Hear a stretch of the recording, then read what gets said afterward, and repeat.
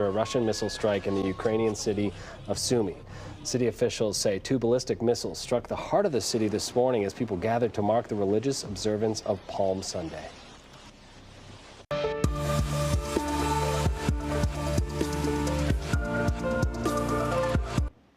Iran and America engaged in a first round of negotiations over what is believed to be Tehran's rapidly advancing nuclear program. U.S. Mideast envoy Steve Witkoff will be back at it this week. Benjamin Allison from the Clements Center for National Security spoke with me about the high stakes. Iran wants to see these very aggressive sanctions by the West removed, but on an interim basis, snapback sanctions are expected to expire October 18th, I believe. And so that might actually incentivize both Washington and Tehran to come to, again, an interim agreement instead of a long-term agreement. And so there is sort of this temporal restraint on some of these negotiations as a result of the expiration of these sanctions. Who has the leverage there? Is it Washington or Tehran? I think it's still Washington. Because at the end of the day, you can decide to slap more tariffs or more sanctions back on. The Iranians don't really have the leverage in this case. The Iranians are basically stuck exporting to markets in China and Russia, and those markets are, depending on the product, not always what you want. I mean, being able to be open to Western markets is obviously good for any economy.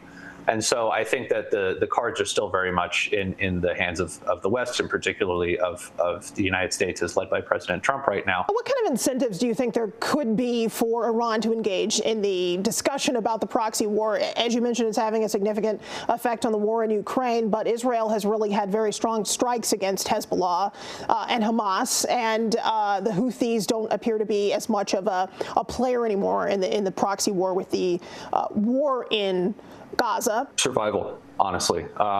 President Trump is making a package deal, or he's going to try to, at least, I would say, connecting their use of these regional proxies to the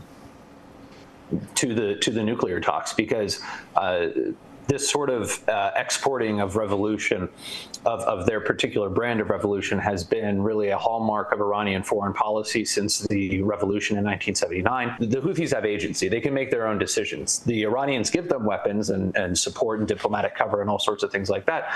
But at the end of the day, the Houthis are going to do what the Houthis are going to do, and the Iranians don't necessarily have final say over all that. So if the Houthis decide to attack an American ship or a European ship or what have you, and Donald Trump decides to attack Iran for it, it might not actually be Iran's fault. But in his mind, Iran can prevent the Houthis from engaging in those strikes. And so really, I think that Donald Trump is very clearly setting the stage and saying, look, this is about your regime's survival, and it isn't just about your nuclear program, although that is the main concern on his end, but it's also about your ballistic missiles program and about your foreign policy throughout the Middle East. And we're not going to tolerate your support of these proxies anymore. The intelligence that Iran might be trying to stockpile or acquire a nuclear weapon, this is coming from the International Atomic Energy Agency.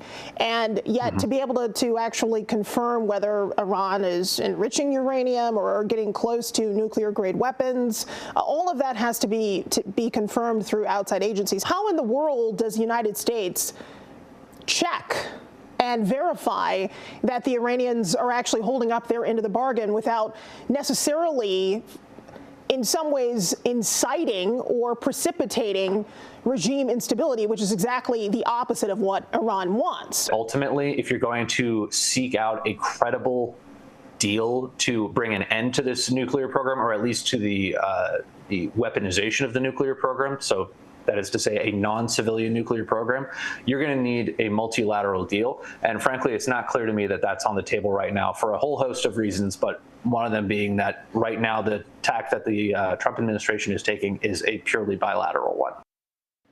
And yesterday afternoon, the White House described the discussions as very positive and constructive, but acknowledged resolving sticking points is very complicated.